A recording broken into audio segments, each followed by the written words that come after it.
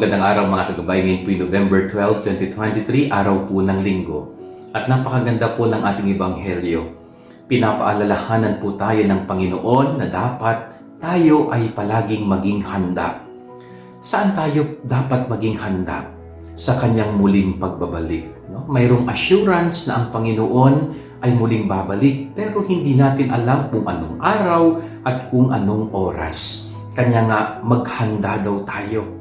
No, katulad sa gospel, may dalawang grupo ng kababaihan na hinihintay ang pagdating ng ikakasal. No? Yung isang grupo ay tinawag na hangal, yung isang grupo ay tinawag na matalino.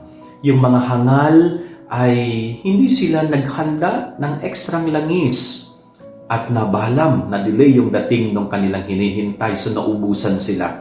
Pero yung isang grupo na matatalino, may ekstrang langis sila, kaya kahit na late yung pagdating nung hinihintay nila, sila ay nanatiling mayroong sindi ang kanilang mga ilawan. So ito po'y paalala sa atin ng Panginoon, no? Sa ating paghahanda sa kanyang muling pagdating, kailangan daw nating maging matalino. Katulad ng mga grupo ng kababaihan sa gospel. Bakit kailangan nating maging matalino? Sapagkat ang isang taong matalino, hindi lang yung pangkasalukuyan iniisip niya, kundi yung darating panahon ay talagang pinaghahandaan na niya. No?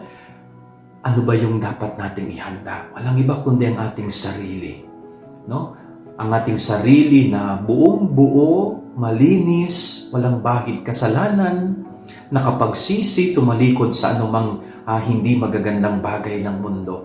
No? Dapat daw handa ang ating sarili, handa ang ating puso, upang sa ganun pagdating ng Panginoon, pwede nating sabihin sa Kanya, Lord, ako'y prepared na. No?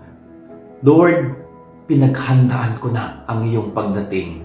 Nagbago na ang aking buhay, binago ko ng ang aking mga maling gawi. So yun po, doon tayo pinaghahanda ng Panginoon.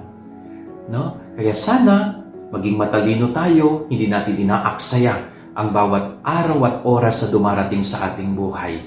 Kundi, minamaximize natin ang bawat araw na ito sa paggawa ng mabuti. Yan ang ating gabay-aral ngayong maghapon. God bless po sa inyo lahat. Pagpalain kayo ng Panginoon.